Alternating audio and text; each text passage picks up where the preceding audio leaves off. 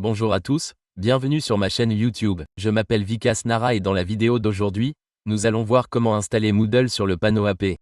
Qu'est-ce que Moodle? Tout d'abord, laissez-moi vous en parler. Moodle est un système de gestion de l'apprentissage gratuit. Il est gratuit et open source. Vous pouvez donc l'utiliser dans vos écoles, universités ou centres de coaching. Si vous êtes instructeur dans des cours cellulaires, etc., vous pouvez l'utiliser pour eux. Voici un LMS très avancé. L'étudiant se connecte, l'enseignant se connecte, le responsable se connecte, le parent se connecte et le responsable de la confidentialité se connecte également. Il y a donc de nombreux rôles. J'ai donc d'abord ouvert l'interface de connexion de l'étudiant. Cela ressemble à ceci. Par exemple, s'il va sur mes cours, tous les cours qu'il a achetés ou auxquels il s'est inscrit seront visibles ici. Laissez-moi vous montrer l'intérieur d'un cours. Regardez ici, vous pouvez y mettre toutes les notes, vidéos, etc. Et c'est gratuit et open source. Venez ici et regardez-y. Ici, différentes sections montrent les notes des participants. Vous trouverez ici toutes les fonctionnalités avancées que vous ne trouverez dans aucun autre LMS. Vous pouvez également consulter les fonctionnalités payantes. Et voilà. Ceci est donc destiné à l'étudiant. Je vais me déconnecter ici. Je clique à nouveau sur Connexion. Je vais vous montrer l'interface de l'enseignant. Je vais donc me connecter en tant qu'enseignant ici. Je vais saisir ce nom d'utilisateur et saisir le mot de passe ici. L'enseignant sera donc connecté ici. Il peut créer ses cours, etc. Là. Pour l'instant, la même interface s'affiche, mais lorsque vous l'utilisez, l'enseignant peut modifier le contenu, etc. Regardez, c'est dans la barre latérale et quiconque a accès, comme un enseignant ou un créateur de cours, aura accès pour modifier toutes ces choses.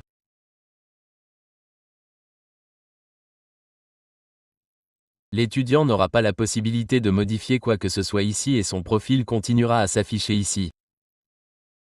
Les messages, etc., seront également visibles ici. Supposons que quelqu'un ait envoyé un message, la boîte aux lettres est également ici. D'accord, vous trouverez ici de nombreuses autres fonctionnalités. D'accord, je vais maintenant vous montrer que je vais me déconnecter. Et enfin, je vais vous montrer l'interface du gestionnaire. Et vous verrez tout de même le même processus de connexion. J'ai entré ce nom d'utilisateur et le mot de passe est le même pour tout le monde dans cette démo. Regardez, j'ai cliqué sur Connexion. Voyez maintenant ce qui va se passer dans l'interface du gestionnaire. Vous verrez de nombreux paramètres ici. Allez dans l'administration du site, puis dans les utilisateurs. Vous trouverez ici tous les utilisateurs. Action utilisateur groupée. Lorsque je clique dessus, vous trouverez tous les utilisateurs répertoriés. Les cours sont ici. Vous pouvez les gérer. Gérer les cours et les catégories. D'accord. Donc, je veux dire que toutes les fonctionnalités avancées sont ici. Et encore une fois, je reviens ici. S'il existe un plugin d'administration du site, vous pouvez le gérer, puis les rapports, etc. Regardez ici aussi, il y a tellement de menus. Vous pouvez explorer ces fonctionnalités en cliquant dessus.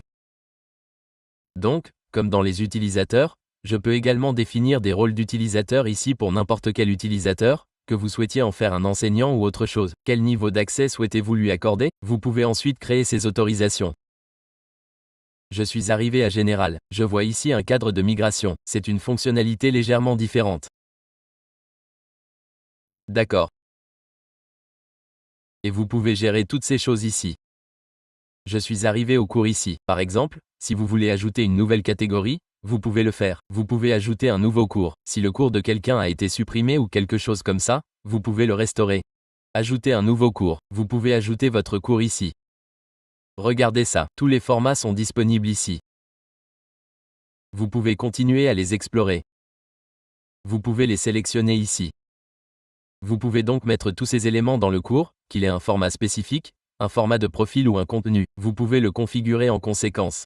Vous pouvez donc voir toutes les options de configuration du cours dans les paramètres. Quelle catégorie souhaitez-vous sélectionner pour ce cours? Vous pouvez mettre la description du cours, etc. ici. Ensuite, dans plus d'options, vous obtiendrez les autorisations, etc. Je vais donc aller dans Autorisations et vérifier ce qu'il y a dedans. Ensuite, nous verrons son processus d'installation. D'accord. Ici, il y a Gérer les catégories. Il y a différentes autorisations ici. D'accord. Oh, il y a de nombreuses options d'autorisation. Vous pouvez donc le configurer ici en fonction de vos besoins. Cela signifie donc qu'il s'agit d'un LMS complet. Vous obtiendrez toutes les options ici. Passons maintenant à l'installation. Pour l'installation, vous aurez besoin d'un VPS. Vous pouvez également le faire sur un hébergement mutualisé, mais vous rencontrerez des problèmes sur un hébergement mutualisé, car il comporte de nombreuses fonctionnalités que vous pouvez facilement utiliser si vous avez un VPS. Vous aurez donc besoin d'un VPS. Vous aurez besoin d'un domaine. Vous utiliserez ce domaine à vos propres fins. Et vous pouvez acheter un VPS ici. Vous pouvez acheter un VPS chez Cabo. Vous obtiendrez un VPS ici au prix le plus bas et vous trouverez son lien dans la description. Utilisez donc absolument mon lien de parrainage à partir de là. Vous obtiendrez ici un VPS avec 6 Go de RAM à un prix très raisonnable. D'accord. Pour l'instant, j'ai cette adresse IP. Je vais utiliser ce domaine et voici mon adresse IP. Voici donc l'adresse IP de mon VPS. Voici le mot de passe et mon domaine. Je vais donc utiliser toutes ces informations d'identification. Je vais agrandir un peu l'écran. D'accord, et vous pouvez acheter un VPS, etc. À partir de là, commençons donc les étapes d'installation. Tout d'abord, je vais ouvrir un client SSH nommé Bitvis. Vous pouvez le faire en téléchargeant Bitvis ou vous pouvez également utiliser PuTTY, etc. Je vais donc copier ici son adresse IP. J'ai entré l'adresse IP ici et mon mot de passe est celui-ci. Le nom d'utilisateur est root. J'ai cliqué sur connexion. J'ai collé et accepté le mot de passe. J'ai ouvert le terminal. Tout d'abord, nous allons installer un panneau ici. Pour installer un panneau, mon VPS est CentOS. Vous pouvez également utiliser Ubuntu, etc. J'ai donc fourni ici les commandes pour les deux systèmes d'exploitation différents. J'utilise donc CentOS. Qu'est-ce que CentOS? Tout d'abord, mettons-le à jour en exécutant la commande yum update. Tapez Yes. Cliquez sur Entrée, et après cela, vous devez installer ce paquet ici. Copiez-le et collez-le.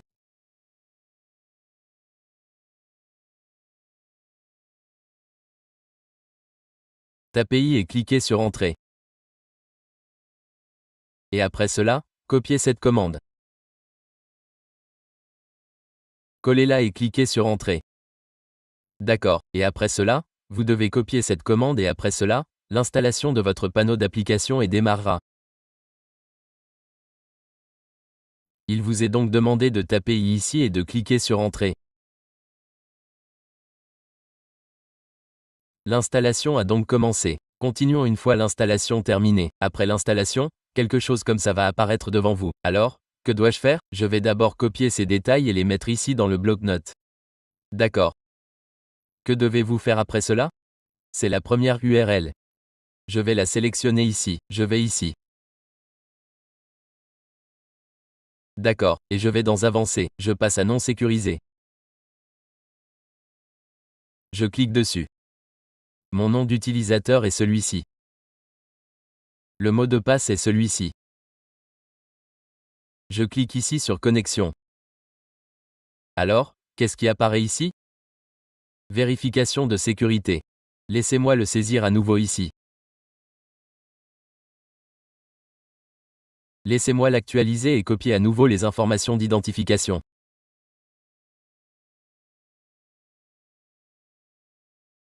D'accord, donc, un panneau a été connecté avec succès. Nous devons maintenant installer des composants de base de données et de serveurs web. Une fenêtre contextuelle comme celle-ci va apparaître devant vous. Alors, que devez-vous faire ici? Ici, vous installez PHP. D'accord? Assurez-vous de sélectionner la dernière version de MySQL ici. D'accord? Je l'ai sélectionné ici et je clique sur Installation en un clic ici. L'installation va donc démarrer. Cela prendra un certain temps. En attendant, que faites-vous? Vous devez copier votre IP et la configurer dans les enregistrements DNS du domaine. Vous devez donc créer seulement 4 enregistrements DNS. Mes anciens enregistrements sont déjà créés. Alors que dois-je faire? Je vais les remplacer par ma nouvelle IP. Voici une autre IP. Je vais donc mettre mon IP de ce VPS ici. D'accord. Voilà. Et quels sont les 4 enregistrements DNS que vous devez créer? Vous devez d'abord connecter le domaine principal à votre adresse IP.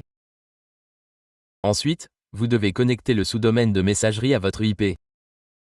Ensuite, Vous devez également connecter les deux sous-domaines à votre IP. Le sous-domaine www doit également être connecté à l'IP. D'accord. Je vais donc le configurer ici également. Donc, ici, l'installation prendra du temps. En attendant, configurons ce DNS. D'accord. J'ai configuré cette IP dans les 4 enregistrements. Et l'installation prendra un certain temps. Une fois terminé, je continuerai la vidéo. Donc, il a été installé ici. D'accord. Alors, que dois-je faire maintenant? Allez ici dans la section site web et ajoutez mon domaine ici. Copiez donc ce domaine. Cliquez sur Ajouter un site.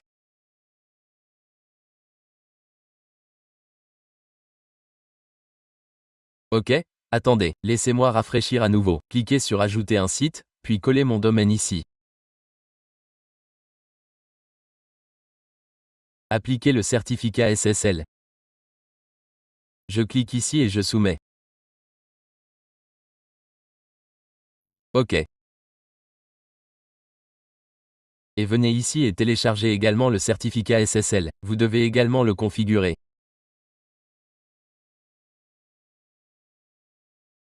Cliquez sur Télécharger Mood à partir d'ici. Cliquez dessus. Vous pouvez ensuite télécharger la dernière version ici au format zip ou tar. Je vais donc télécharger le fichier zip ici. OK, le téléchargement a donc commencé ici. OK, que devez-vous faire après cela? Cliquez dessus. Accédez au répertoire du site et supprimez cette entrée à partir d'ici. OK, fermez-le. Maintenant, après cela, j'ouvrirai ce fichier ici. Voici le fichier. Je vais donc l'ouvrir dans un nouvel onglet.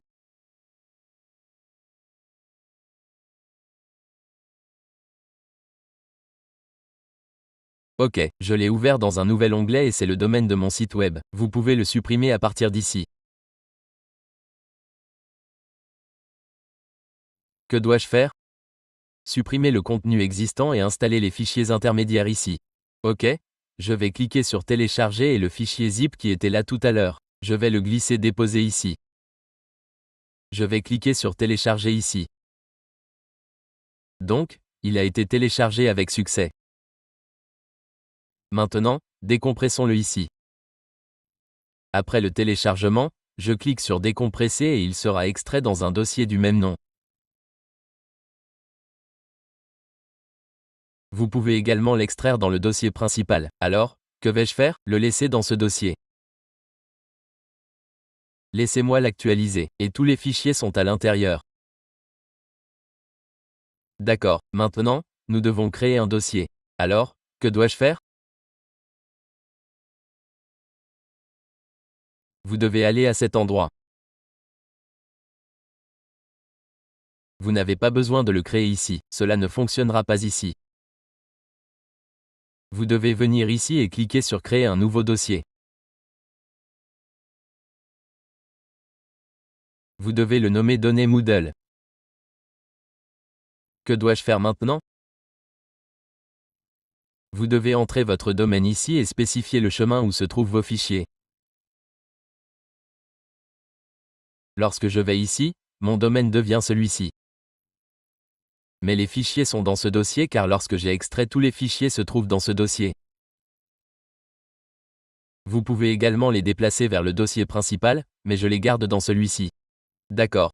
Voici donc mon URL. Je vais continuer, je clique sur Suivant. D'accord. Et puis il y a deux options ici. C'est le répertoire de données que je viens de créer, il était dans www. Je vais donc sélectionner ce dossier et dans www j'ai créé un dossier pour les données Moodle. OK. Je clique sur Suivant et là vous devez sélectionner notre base de données. Je clique sur Suivant. OK. Et là vous devez entrer les détails de votre base de données. Alors que dois-je faire? Je viens ici. Je clique sur Base de données et créons notre base de données. Je copie donc le mot de passe de la base de données et je le saisis ici. Je dois donc cliquer sur Ajouter une base de données. Et je définis le nom de la base de données ici.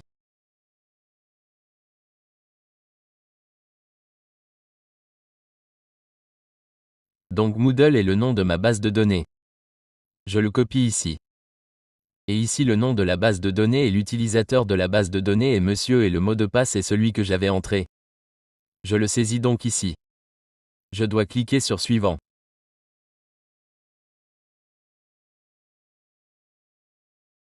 Et après cela, vous devez confirmer à l'étape suivante.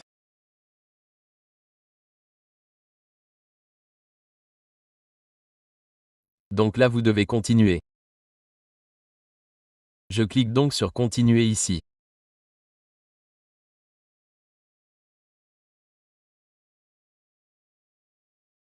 Ensuite, vous devez activer ces extensions PHP. Regardez, vous devez remplir les conditions de vérification, donc ça montre OK. OK, c'est déjà activé comme cette extension d'information de fichier. Vous devez l'activer. Je viens donc ici. Vous devez aller dans l'App Store et là je navigue ici et vous devez aller dans les applications installées. Vous devez d'abord vérifier la version de MySQL, Mariab ici. Vous devez installer la version de Mariab. D'accord, lorsque vous le faites initialement, l'option n'apparaîtra pas là. Après l'installation, vous devez la mettre à jour ici. D'accord, après cela, vous devez venir ici et cliquer sur Paramètres. Dans PHP, vous devez cliquer sur Installer l'extension. Alors que devez-vous faire? Vous devez d'abord activer l'extension d'information sur les fichiers. La voici. Je vais cliquer sur Installer. Deuxièmement, je dois installer l'extension Intel. Où est-elle? La voici. D'accord, je vais également cliquer sur Installer pour celle-ci. Les deux extensions sont donc installées ici. Que devez-vous faire après cela? Vous devez aller dans les services et redémarrer PHP. C'est le bouton de redémarrage. Maintenant, lorsque je l'actualise ici, ces vérifications seront résolues. D'accord. Il m'en reste donc une et une est ici en dessous. Je dois remplir cette condition. Je dois donc le faire dans les paramètres PHP. Je l'ouvre donc et je retourne dans PHP ici. Voici le fichier de configuration. Modifions-le dans ce fichier de configuration. D'abord, OK. Allez dans le fichier de configuration. Et là, nous devons rechercher ce paramètre. Je vais donc d'abord supprimer le point-virgule et voir. Je vais supprimer le point-virgule et l'enregistrer. Et puis je clique sur Redémarrer ici. Vérifions donc si cela résout le problème ou non. OK, donc ce problème a été résolu. Laissez-moi vous expliquer à nouveau ce qu'il faut faire. Allez dans le fichier de configuration ici et recherchez ce paramètre. OK, lorsque vous le recherchez, il est commenté. Regardez, je vais vous le montrer. Je vais vous le montrer ici. Il est commenté là. Alors, qu'y avait-il avant? Il y avait un point-virgule, quelque chose comme ça. Je l'ai donc supprimé d'ici. OK, après l'avoir supprimé, je l'ai enregistré, puis j'ai redémarré. OK. Donc ce problème est résolu. En ce moment, il y a un problème avec le temps d'entrée maximal ci-dessous. Vous devez le mettre à au moins 500. Vous devez donc venir ici.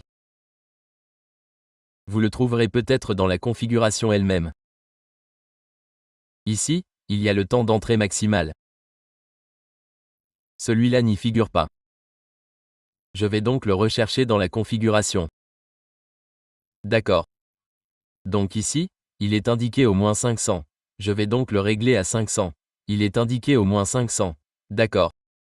Vérifions le plus en détail. Mais avant cela, qu'est-ce que le point-virgule? Essayons d'abord sans le point-virgule. Sinon, nous devrons le supprimer. Laissez-moi zoomer un peu et vous montrer. Pour l'instant, il est là. Voyons donc si cela fonctionne sans le point-virgule ou non. Je l'ai donc enregistré à nouveau. Cliquons sur Redémarrer. Et maintenant, je vais l'actualiser pour voir si cela a été résolu ou non. D'accord, cela n'a pas fonctionné. Supprimons donc le point-virgule et voyons. D'accord, je vais le modifier à nouveau. Je vais dans les paramètres.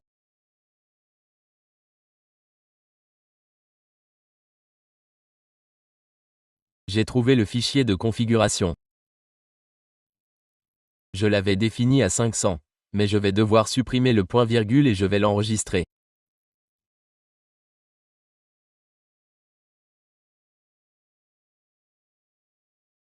D'accord. Ensuite, je vais dans les services et je le redémarre. Et maintenant, je vais l'actualiser.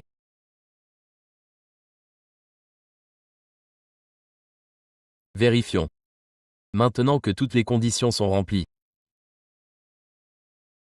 cliquez sur Continuer. Après cela, quelque chose comme ceci apparaîtra devant vous. Je vais donc actualiser une fois. Vous verrez ici de nombreuses installations réussies. Faites donc défiler vers le bas. Je vais donc vérifier ci-dessous s'il y a un bouton Continuer ou non.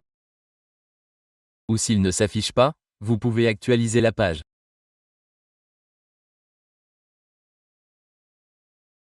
Je vais actualiser la page.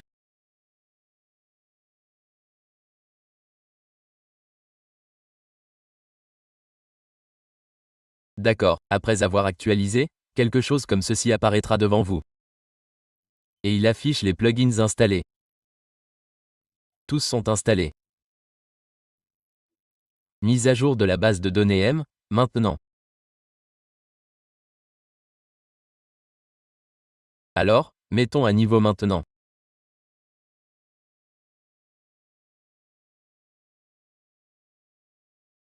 Donc, ici, la mise à niveau vers la nouvelle version est en cours.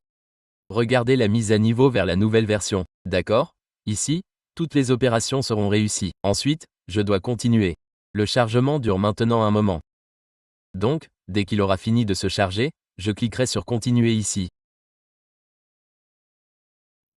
Laissez-moi faire défiler vers le bas et cliquer sur Continuer.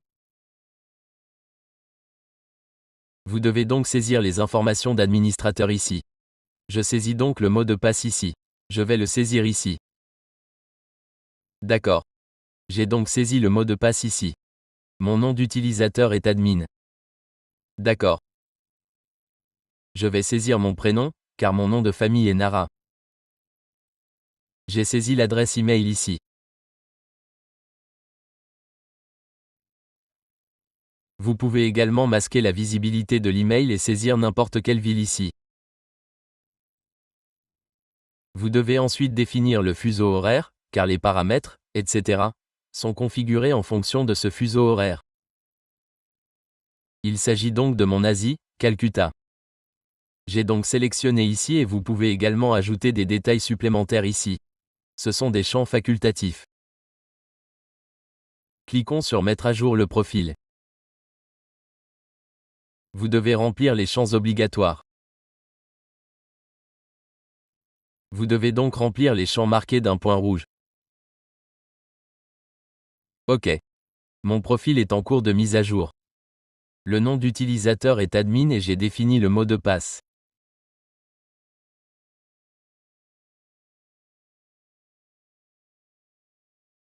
OK, vous pouvez donc le configurer ici. Ce n'est pas obligatoire. Modifications enregistrées, passage suivant. Cela indique OK. Le nom complet du site est requis. Je vais donc saisir quelque chose ici maintenant. OK.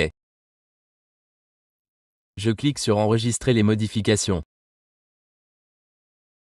Parfait. C'est terminé. Et voici mes identifiants. Je vais ici sur mon profil. L'administrateur du site est ici. Tous vos paramètres, etc., seront disponibles dans la section Administrateur du site. OK. Et ici, vous pouvez enregistrer votre site. Après cela, Vous trouverez ici de nombreuses options telles que des plugins, des rapports de serveurs, des outils de développement que je vous ai montrés ici. Dans l'administrateur du site, vous trouverez les paramètres, etc. Vous pouvez y créer des comptes pour 3 types d'utilisateurs, les étudiants. Vous pouvez également créer des identifiants de connexion pour les enseignants. Le rôle d'administrateur et le rôle d'administrateur ici. D'accord. Et ici, les détails de votre profil seront affichés de ce côté. Cela couvre donc tout. Je vous ai montré le processus d'installation complet. Comment installer le modèle étape par étape? Une chose importante à retenir est que lorsque vous installez MySQL ou MariaDB, assurez-vous de sélectionner la dernière version ici. Cette version 10.6 est recommandée car la dernière version du modèle prend en charge cette version de manière optimale. C'est tout dans cette vidéo et si vous aimez la vidéo, abonnez-vous à ma chaîne YouTube et merci de l'avoir regardée.